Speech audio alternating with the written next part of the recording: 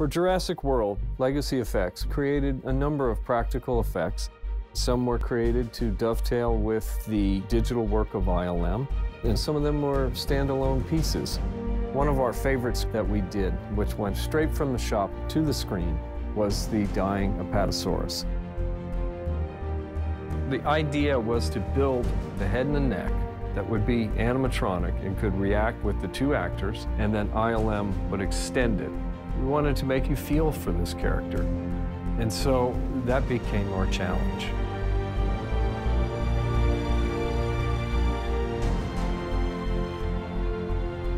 We start out with a 3D design. This is milled out of foam. That milled piece then is cleaned up by sculptors, and I mean clean up, you get all of the edges and rough texture that comes from the milling, and detailed it up. You're kind of taking it a little bit further than what's in the design. To me, the best design is always a vague design. It's up to artistic interpretation. Like any kind of reptile, I think about where does it move the most? Is that going to be wrinklier skin? Is it going to be tougher skin? Steven Spielberg, conferred with Colin. It needs to be bigger. The order came down that we wanted to go for a rescale. We get 3D scanning involved, we scan what the artist traditionally sculpted, and then at that point, once it's in the computer, we can then go to any scale that's needed. So instead of starting over, we were able to save a lot of man-hours. Once that's completed, it goes to the mold department. You want to talk to the artists, you want to talk to mechanics, and then start breaking it down, which means how am I going to split this sculpture up into workable mold pieces that we can use to create the creature.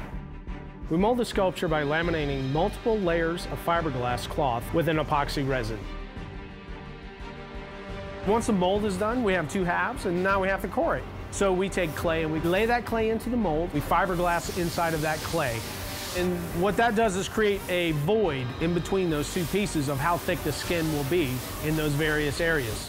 It's made with old-fashioned foam rubber, which has been around since the Wizard of Oz, different formulas, but it just works well. Basically, you're whipping air into the latex. The more air that we put into the foam latex, the softer it is, and this was an animatronic skin, so we needed super soft foam in the face. And for the neck, we needed something a little bit more durable. We inject from the bottom, and the foam's gonna rise. So we put bleeder holes every couple feet so we can see where we're at as far as material goes. Let that gel, move it to the big oven, cook it for 12 hours overnight, and the next morning we have a dinosaur. While all of the artistic work is being done, inside the team are building the mechanics. In this particular build, we actually went back to the early days when we did the first Jurassic Park. We went with a cable system instead of hydraulics, and had to counterweight it with springs. Inside, we used a series of what we call reverse parallelograms, and each stage would move up or side to side. And over the course of that long neck, it allowed for a gradual move. We recreated the core of the neck sculpture in foam, cleaned out the center of it so that the mechanics could be within that. Then we covered that portion in spandex so that it would slide on the foam latex skin. With the head, as all creatures we build, we try to get as close as we can with our limitations of how many servos and motors we can fit inside of it.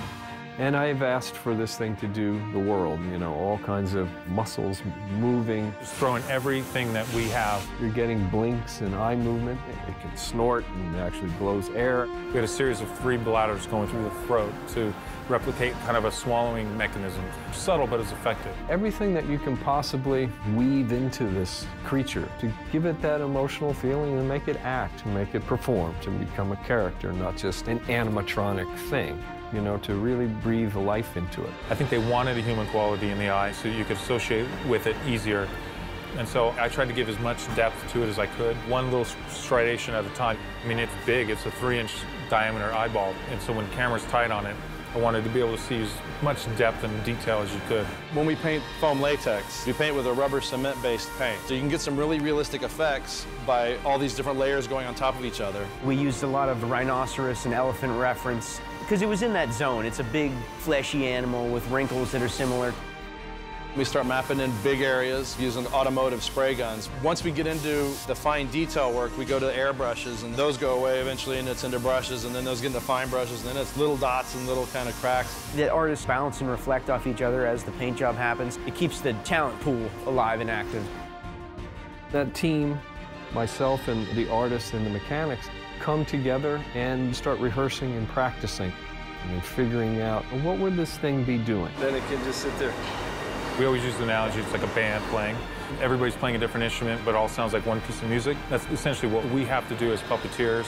You have to have some thread that goes through everybody that keeps it all together. We shot a rehearsal, which we shared with the producers and the director. And I think it became reassuring to them how emotional the scene could be.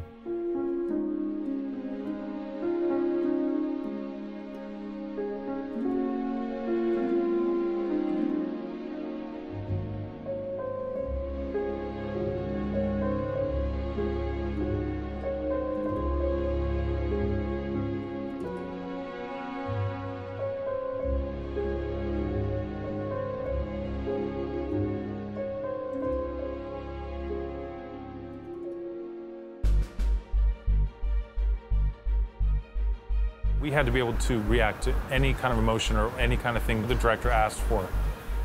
We had 2 actors that were holding it. It was really nice to see they were excited to touch, see, feel. Because, I mean, it would actually move their arms, move their bodies. There's some chemistry that happens, you know, between the actors in the piece. It just starts to naturally gel.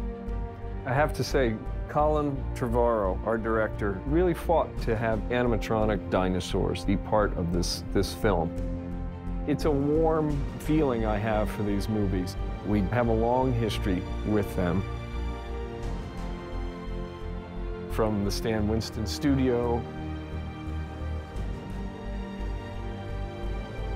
and then we're carrying on all of that here at Legacy, and we have a fantastic team of artists, and to be involved again in the Jurassic movie is quite an honor.